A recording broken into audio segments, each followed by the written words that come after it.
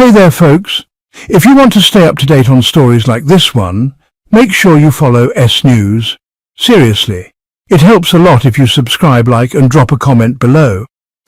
Your support keeps us going and brings you more of the news that matters. One spark lights the night, and the Middle East starts to tremble. A single spark lights up the night sky, and within seconds the skies over the Middle East begin to shake. No official statements, no breaking news, but across United States air bases stretching from the Persian Gulf to Israel's borders, F-35s, F-16s and F-22s are taking off in formation. Sudden movements, no explanations. Videos of these fighter jets launching have gone viral, but no one really knows what they're preparing for. Washington stays silent. Tel Aviv watches cautiously, and in Tehran suspicion and tension are rising. When all three of America's top fighter jets appear at once, the real question isn't what's happening, it's what's coming next. So why is the United States suddenly acting like time is running out? Who or what country is the target? And is this just a warning, or the first move in a war no one can stop? The roar cuts through the midnight sky. One after another, United States fighter jets launch off desert runways under floodlights, their engines burning bright in the dark. This isn't a drill, it's a message. In a fast and decisive move, the Pentagon has deployed F-35, F-16 and F-22 fighter jets across the Middle East under the banner of emergency defensive reinforcements. But the scale and speed of the deployment suggest it's more than just routine deterrence. This marks the largest deployment of United States fighter jets since Iran's missile attack on Al-Tanf base back in April. A moment when America's slow reaction sparked global criticism. This time, there's no delay, no debate, just action. And the aircraft weren't chosen randomly. Leading the formation is the F-35, America's most advanced stealth fighter. It's backed by the combat-proven F-16 and the air dominance powerhouse F-22. Together, they form a strike force capable of handling threats by air, land, and sea simultaneously. This is the kind of response the Pentagon launches when it suspects multiple fronts may ignite at once. Officials are calling it routine preparedness, but a closer look paints a much more urgent picture. Just days before the jets took off, United States intelligence reported a spike in drone activity near American bases in Syria. Iran-backed groups in Yemen and Lebanon ramped up their missile testing. Hezbollah moved its artillery closer to the Israeli border. There's one common thread tying it all together, Tehran, and perhaps even more revealing than the timing is the geography. Satellite images show heightened activity at air bases in Jordan, the UAE and southern Israel, all within striking range of key Iranian assets. These aren't random locations, they're frontline positions designed for speed and retaliation. This strategy, known in military circles as forward deterrence, puts elite United States air power closer to danger zones, cutting response time from hours to minutes. But it also sends a message.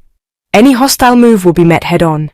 Still, opinions are divided. Supporters say the deployment shows long overdue resolve. Critics argue it's a reaction to earlier hesitation, and that hesitation may have helped create this crisis in the first place. But what worries analysts most isn't the planes. It's Washington's silence. Because sometimes silence says everything. The Pentagon has called the deployment routine, but, Reuters confirmed what many feared. The real focus is Iran. In recent weeks, Iran-backed groups have carried out multiple provocations near Israel, Syria and Iraq. These aren't isolated incidents. They show a clear pattern of coordination and testing. Iranian-made drones have appeared near civilian areas in Israel, but not launched directly by Iran. Instead, they came from groups it funds and arms, like Hezbollah in Lebanon and the Houthis in Yemen. It's a familiar tactic. Tehran stays in the background while its proxies do the damage. And honestly, it's working. Each attack tests America's reaction and pushes the boundaries further without triggering a full-scale war. Tehran wants to see how far it can go before Washington pushes back. The fact that these groups are operating simultaneously, and sometimes even sharing intel, shows this isn't random. It's a growing shadow network designed to stretch U.S. influence thin across the Middle East. American forces stationed in Syria and Iraq are now facing greater risk. Drone sightings and rocket strikes near forward bases are becoming more frequent. Some patrols along the Euphrates report drones overhead late at night. These aren't just random attacks. Analysts say it's part of a deliberate campaign aimed at wearing down U.S. forces, without starting a full-blown conflict. This is how Iran plays the long game. It knows it can't beat the US in open battle, but you see, it doesn't need to. Through its proxies, it can cause slow, steady damage, while maintaining plausible deniability. That growing threat is exactly why the Pentagon chose to send F-35SS. Unlike conventional jets, the F-35 is stealthy, fast, and capable of tracking multiple targets at once. It was built for situations just like this, where enemies hide, coordinate, and strike indirectly. But some defense experts say the US waited too long to act. They argue these proxy threats have been building since spring, yet Washington only responded once the pressure became impossible to ignore. In deterrence, timing is as important as firepower. It's not enough to respond after something happens. You have to show strength before the enemy moves. That's the only way to prevent escalation. When deterrence fades, even for a moment, aggressive actors take notice and make moves. Iran didn't suddenly grow bold. It saw gaps in America's resolve and filled them. Tehran sensed Washington was divided, cautious, and unwilling to act unless directly attacked. That perception gave Iran time to prepare and space to maneuver. In military strategy, perception often drives action, and America's hesitation may have caused more damage than any actual retreat. Reuters now reports a shift in global perception. The US is no longer seen as the swift, decisive force it once was. Tehran and its allies are getting bolder, testing limits, preparing for a longer game. This isn't about one base or one drone. It's about a network growing more confident by the month. That's why the deployment of F-35S alongside F-16S and F-22S is more than just a show of force. It's a strategic reset. These planes aren't just there to defend territory. Their presence sends a message across the region. The US is still watching, still capable, and finally responding. Whether it's too late remains to be seen. Some military officials are calling this a turning point. A moment where America either reasserts itself or risks losing an entire strategic foothold. Either way, the message is clear. This deployment isn't just a reaction, it's a warning shot meant to stop something worse before it starts. So, the decision to move F-35s closer to Iran's borders isn't routine. It's actually a tactical strategy known as preemptive deterrence. That means placing powerful military assets near potential conflict zones so they can respond faster and, send a much stronger signal. For now, intelligence points to 3 key countries receiving the jets: Jordan, the UAE, and southern Israel. These nations are already part of the US defense network, with air bases ready for fast operations. By positioning F-35S there, the US slashes the response time to Iranian threats. These jets can now reach targets in minutes, not hours, if anything escalates. This move, honestly, elevates America's presence from symbolic to strategic. It enables instant response to drones, missiles, or sudden strikes, especially near hotspots like Iraq or the Red Sea. More importantly, it puts Tehran on notice. The US can respond, and will, before Iran completes its next move. But this isn't just about speed, it's about pressure. With US jets now positioned in Jordan to the west, the UAE to the south, and Israel to the north, Iran is facing what military planners call a triangular containment zone. It forms a soft ring around Iran's western flank, allowing US forces to project power from 3 directions. This setup isn't meant to start a war, it's meant to stop one. The goal is to force Iran to think twice before making any aggressive move, knowing it could be surrounded, monitored, and struck within moments.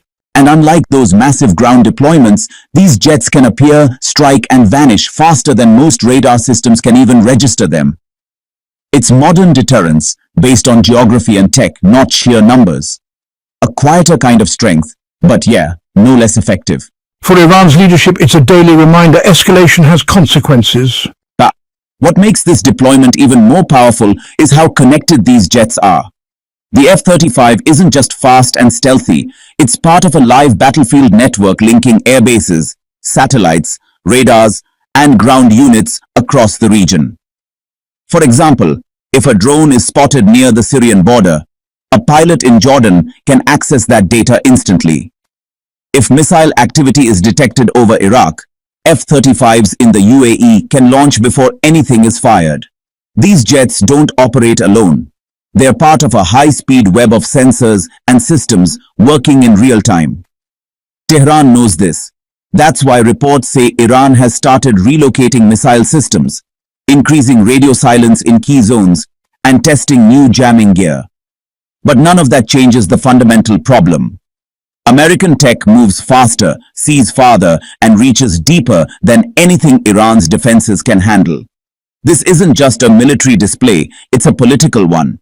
By placing F-35s in allied countries near Iran, the US is sending a signal to its partners: America is back and ready to lead again. After months of delayed responses, this deployment feels like a hard reset in US posture. Military officials know the risks. One misfire or a single misunderstanding could spark a crisis. But for now, the message is clear: deterrence is back on the table. But the bigger danger, as many argue, is doing nothing, letting Iran act without pushback while America's allies lose faith in US resolve. That's exactly why forward deterrence matters. It's not about waiting for an attack, it's about preventing one. In today's unstable Middle East, where threats can appear without warning, having fast strike tools like the F-35 buys time. And in a conflict zone, time is everything. Time to think, time to de-escalate, or time to strike first if necessary. But deterrence isn't just about where you place your jets. It's about how you use them. And that's what really has Tehran on edge. Across social media, military forums, and regional broadcasts, videos of US F-35s and F-22s taking off at full throttle have grabbed global attention. These takeoffs are dramatic. Roaring engines, glowing afterburners, flames and smoke lighting up the night sky as jets launch from American bases across the Gulf region. These aren't your typical training clips. They're deliberate signals. Even though the Pentagon has stayed quiet about their meaning, many of these launches took place during periods of heightened alert and often lined up with the arrival of new aircraft at frontline bases. The camera angles, lighting, and locations in the videos all suggest someone knew the world was watching. These aren't just drills, they're visual warnings. This tactic isn't new. It's part of a strategy known as shock and awe, a form of psychological warfare designed to overwhelm opponents with raw displays of power. And in today's digital battlefield, these moments hit harder than ever, especially when they spread online faster than any fighter jet can fly. For Iran and its allies, these takeoffs are impossible to ignore. Satellites can see them, civilians can hear them, news networks can rebroadcast them in slow motion, frame by frame. Even if these are technically training flights, the timing and intensity tell a different story. America is ready and wants the region to know it. It's all part of a broader strategy called information dominance. In the past, the US might move warships or ground forces to send a message.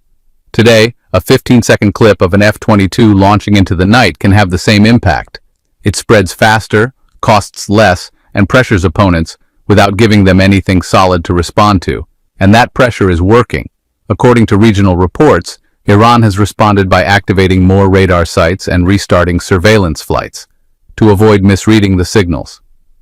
These small adjustments suggest Tehran knows the risk of misjudging what it's seeing, and that, on its own, shows just how powerful perception is in modern deterrence.